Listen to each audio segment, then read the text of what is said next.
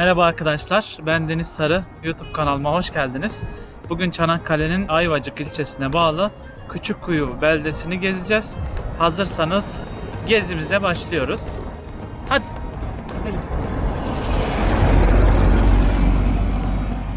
Üstünde bunca eşya var.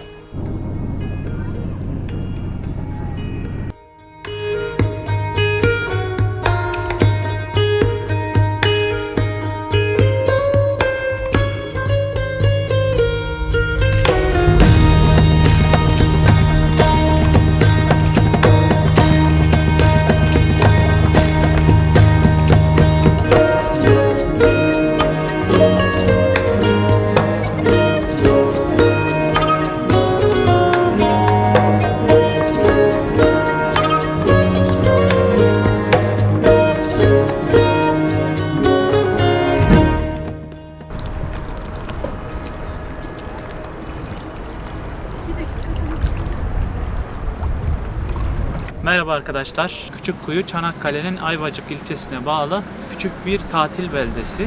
Buranın yerel halkı daha çok balıkçılık ve zeytincilikle uğraşıyor. Küçükkuyu'da gezilebilecek en güzel yerlerden biri başlıcası hemen 20 kilometre ileride yer alan Assos. Assos yolu boyunca zaten birçok kamp yapabileceğiniz noktalar mevcut.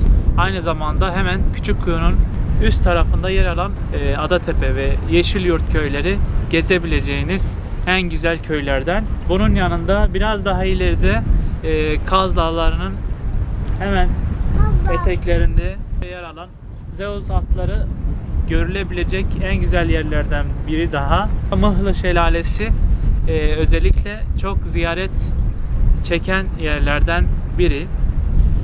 Evet, gezebileceğiniz çok yer var aslında. Burası Ege'nin başladığı nokta. Aynı zamanda gümrüğü görüyorsunuz. Yanımızda hemen sol tarafımızda gümrük var. Gümrükten eğer pasaportunuz varsa günübirlik buradan Yunan adalarına gidebilirsiniz. Balıkesir sınırında yer alıyoruz aynı zamanda. Balıkesir sınırında yer aldığımız için hemen yanı başımızda Edremit ve Edremit mahalleleri, Altınoluk, Güre, Akçay, Edremit Körfezi diye geçiyor zaten burası.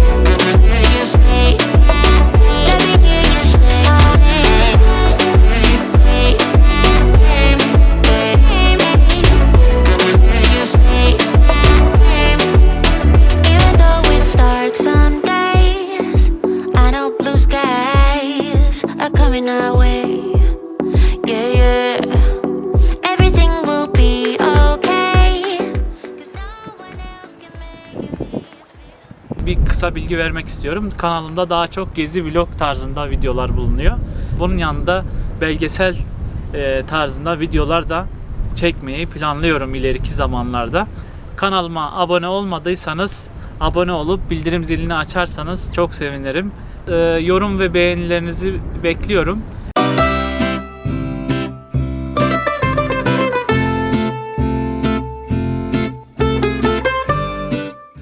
Arkadaşlar gördüğünüz gibi her yerde balıkçı dükkanları ve şöyle balıkçı teknelerini görüyorsunuz.